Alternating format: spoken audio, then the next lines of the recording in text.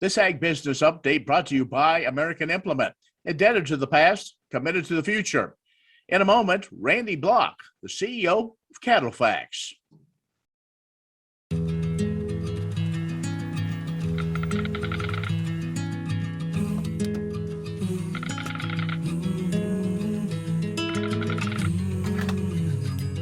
The cost of everything has gone up dramatically over the last 75 years. With one exception: keeping electricity affordable. Wheatland Electric, delivering energy for life, your Touchstone Energy Cooperative.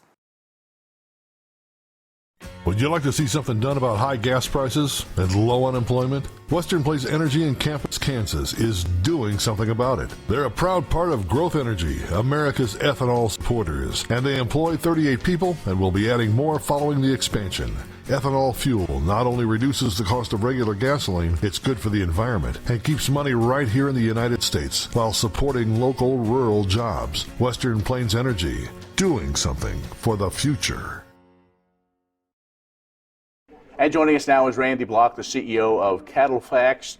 Caught up with him at the KLA meeting in Wichita. Randy, always great to see you. Thank you. Great to be here. Always enjoy this meeting. It's always got a lot of energy and good to see everybody gather. Okay, so we're wrapping up the year looking at 2022. We look back at 2021.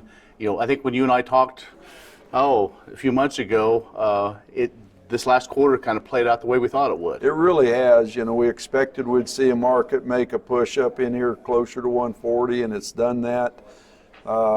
Feeder cattle prices starting to get some push to them, calf prices moving, and we got more of that to come in here as we look down the road. So markets are getting cleaned up, we're getting more current, we've got more activity in them, so I think producers in the various segments should be optimistic as we go down into 2022.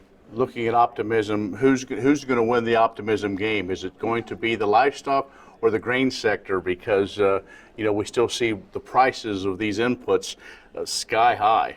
Inputs are going to stay high. I don't see any way around that. With energy prices as strong as they are, inflation as elevated as it is.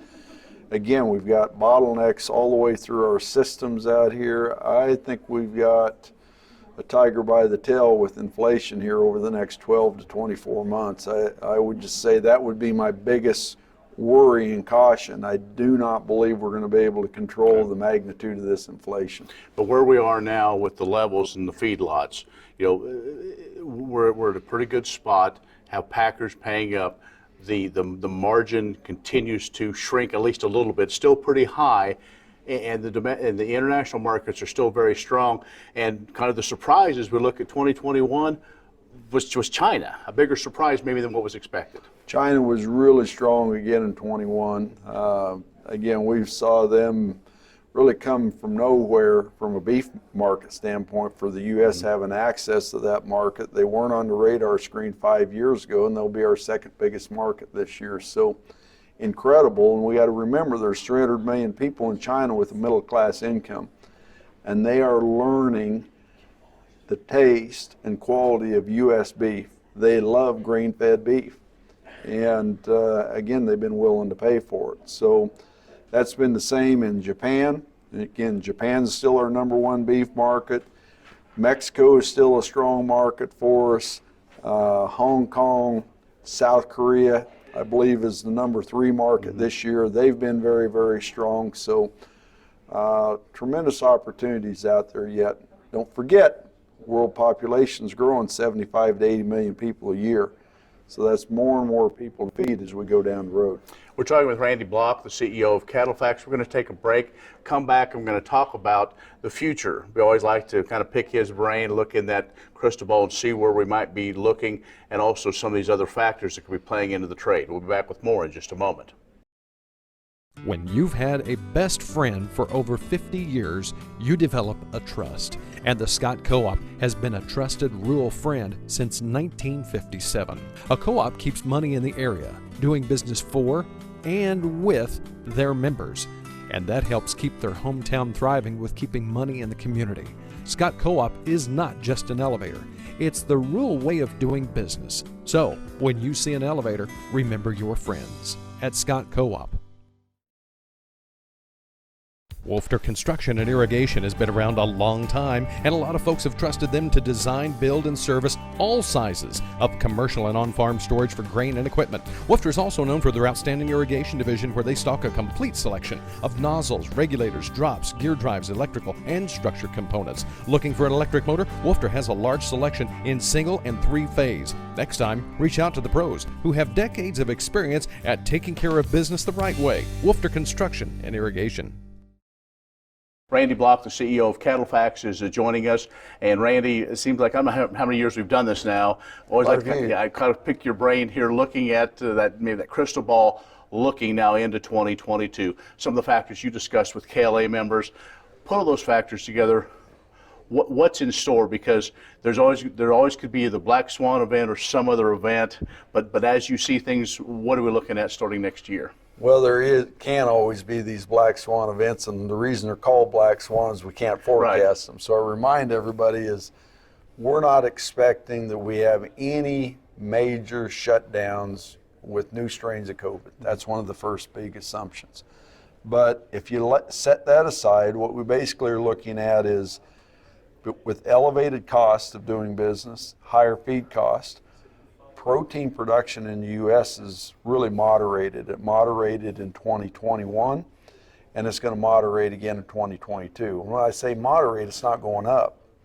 Again, remember, historically, over the last 6-7 years, we've been increasing beef, pork, and poultry production between 2 and 2.5 billion pounds a year. It was flat this year. It's going to be flat next year. Beef will decline 2 pounds per capita.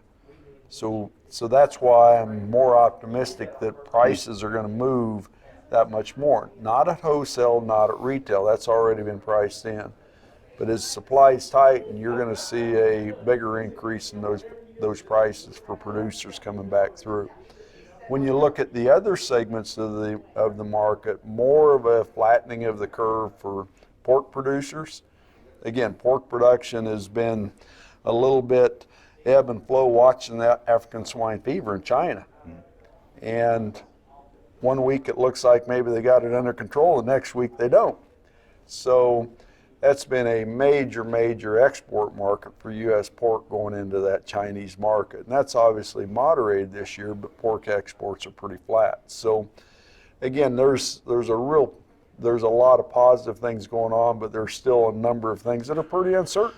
As we look domestically, as we don't know for sure what's going to happen with COVID, but we do know that the federal government's going to get out of maybe some of these payments to consumers. Those consumer dollars were going into things like some of the higher cuts proteins. Yeah.